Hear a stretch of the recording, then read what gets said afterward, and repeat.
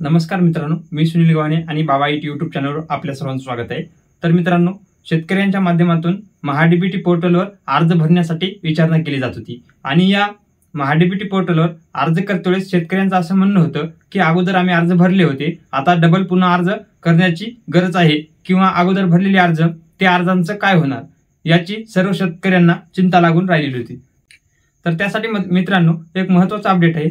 जे तुम्ही अगोदर अर्ज केले असतील त्याची प्रतीक्षा यादी ही सिरियलनुसार म्हणजे ज्या शेतकऱ्यांनी अगोदर अर्ज केले असतील त्याचे क्रमवार यादी ही महाडीबीटी पोर्टलवर लावण्यात आलेली आहे। तर ती मित्रांनो यादी कशी पाहायची आणि त्या यादीमध्ये तुमचं किती नंबरला नाव आहे, जिल्हा लेव्हलनुसार तसे तालुका लेव्हलनुसार तुमचा नंबर कधी येणार आणि तो कसा बघायचा, तुमच्या आधार नंबरनुसार तुम्ही केलेल्या अर्जाची स्थिती कशी बघायची याची माहिती आपण सविस्तर पुढील व्हिडिओमध्ये पाहणार आहोत।